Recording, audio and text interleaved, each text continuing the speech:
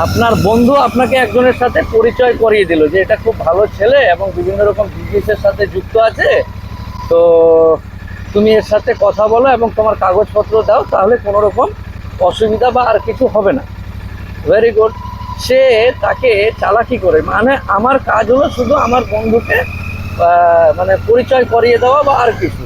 তো এমন একজন মানুষের সাথে পরিচয় করিয়ে দিল আমার বন্ধু আমাকে, যে আমি অবাক হয়ে গেলাম। সে পরবর্তীতে আমার ডকুমেন্টস এবং কাগজপত্র নিয়ে একটা কারেন্ট অ্যাকাউন্ট টাকা পয়সা দিয়ে সেটিং ফেটিং করে তুলে দিল এবং বলল আমাকে যে মাসে 20,000 টাকা পাবে, বেকার ছেলে কোথায় পাবে, আমাকে তুমি এই জিনিসগুলো দাও, 20,000 টাকা তুমি মাসে পাবে।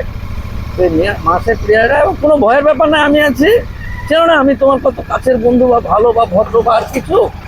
এই যে ব্যাপার স্যাপারগুলো আছে, এই ব্যাপার স্যাপারগুলোতে কিন্তু সব মিলিয়ে পরবর্তীতে কয়েক কোটি টাকা লেনদেন করে দিল এই কারেন্ট অ্যাকাউন্টে কয়েক কোটি টাকা যখন লেনদেন করিয়ে দিল, তখন কিন্তু ওই ইয়ের পক্ষে এটা অসুবিধা হয়ে গেল।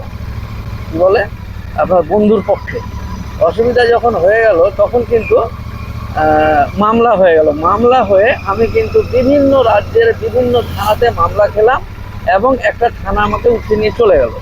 আমার দোষ কি? আমার একজন ভালো পরিচিত বন্ধু আমাকে পরিচয় করিয়ে দিল একজন চিটার এবং প্রতারকের কাছে। তো এই প্রতারক বা চিটার যদি সত্যিভাবে বলতো, তাহলে প্রতারক এবং চিটার যারা আছে তারা অল্প লাভের জন্য যে তারা মানুষের কত বড় ক্ষতি করে বুঝতে পারেন। এই সমস্ত বন্ধুরূপী প্রতারক থেকে সাবধান বা সচেতন হতে হবে। ভালো থাকুন, পরে আবার কথা হবে।